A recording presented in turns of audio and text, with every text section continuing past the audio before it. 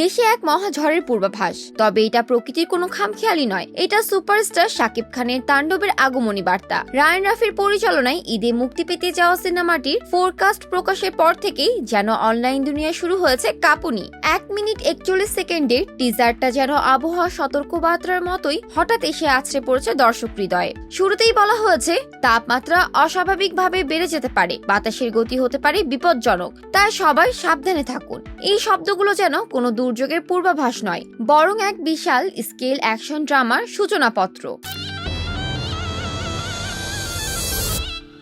Welcome to the show. Shakib Khan ও রায়ান রাফি যখন একসঙ্গে নাম লেখান তখন সেটা শুধু সিনেমা নয়, একটা ঘটনা হয়ে ওঠে।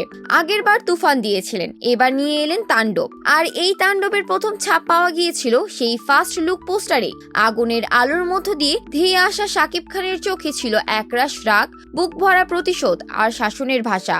এবার টিজারে সেই আগুন যেন ছড়িয়ে পড়েছে আরো গভীরে। এই টিজারের সবচেয়ে বড় চমক শাকিব খানের রূপান্তর।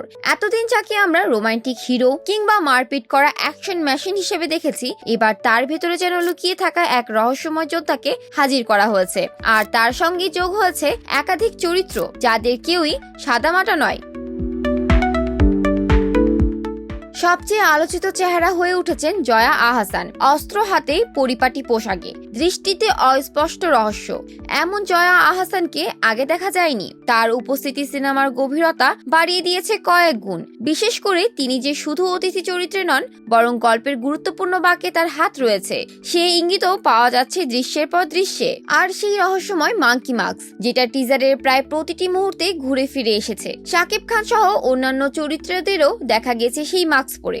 এই মুখোশ শুধু আতঙ্ক বা ষড়যন্ত্রের প্রতীক নয়, এটা সিনেমার ভিতরকার সিম্বলিজমের অংশ বলে ধরে নিচ্ছেন অনেক বিশ্লেষক।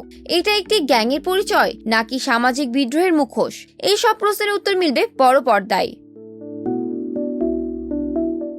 পরিচালক রায়হান রাফি টিজারকে ফোরকাস্ট বলে উপস্থাপন করেছেন, কারণ তার মতে প্রকৃতিতে এখন তাণ্ডব নামার সময়। দর্শকদের অভিজ্ঞতা এবার সম্পূর্ণ অন্যরকম হবে বলেই তার আশ্বাস। তার শেষ 2 কোরবানির ঈদের সিনেমা যেমন সুপারহিট হয়েছে, এবার তিনি সেটা ছাড়িয়ে যেতেই চাইছেন।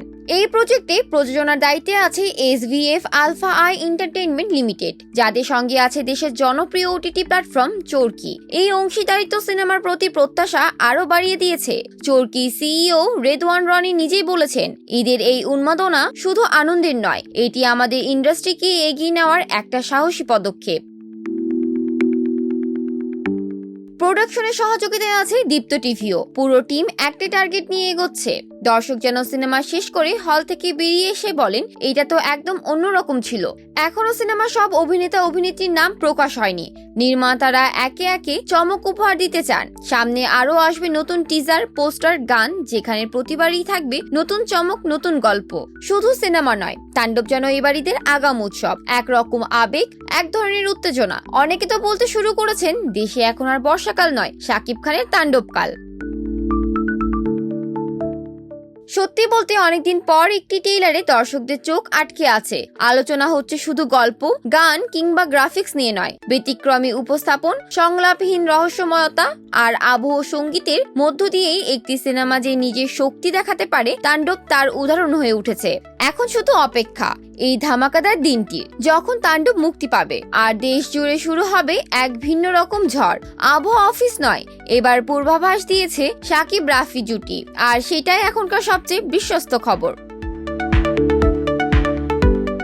জান্নাতুল ফেরদৌস, শোবিজ 24, ঢাকা।